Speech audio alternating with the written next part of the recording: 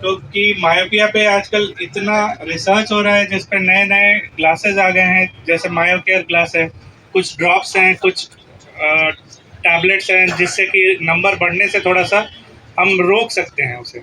मैं ये नहीं कह रहा हूँ कि बंद ही हो जाएगा, बट हाँ, प्रोग्रेशन उसका थोड़ा स्लो हो जाता है।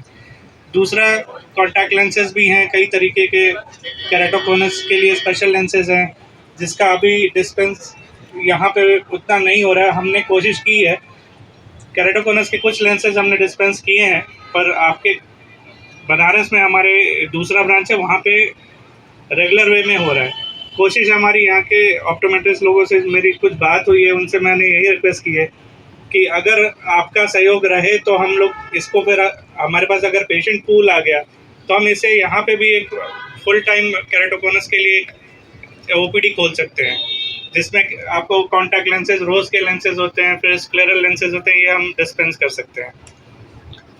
कई और चीज़ें हैं, जैसे प्लास्टिक सर्जरी के बारे में बताया इन्होंने। प्लास्टिक सर्जरी भी यहाँ पे कोई नहीं कर रहा है।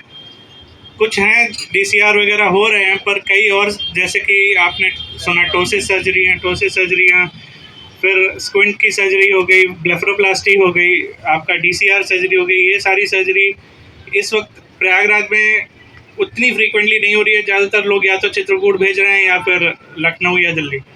तो वो सर्जरी भी हम लोग ने करनी शुरू की है। तो उसका कुछ सहयोग आप लोगों से अगर मिले कि अगर हमारे पास वैसे पेशेंट आए तो वो भी हमारे लिए काफ़ी बेनिफिशियल होगा। न्यूरो ऑप्था के बारे में बात की। न्यूरो ऑप्था भी अगेन एक बहुत डेवलपिंग फील्ड है।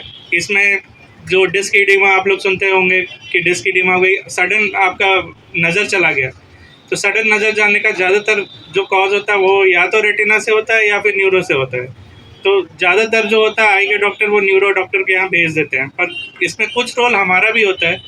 जो आई के न्यूरो स्पेशलिस्ट हैं वो भी कुछ हद तक ट्रीटमेंट करके काफ़ी हद तक रोशनी वापस आ जाती है। हाँ, इसमें हमें न्यूरोलॉजिस्ट का भी एक सहयोग चाहिए होता है।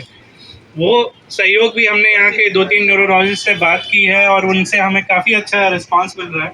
तो कुछ उनके पास भी ऐसे केसेस आते हैं जिसमें वो फंडस देखना चाहते हैं कि क्या डिस्क में सूजन है कि नहीं। आधी ट्रीटमेंट उनसे उनकी भी बहुत हेल्प हो जाती है।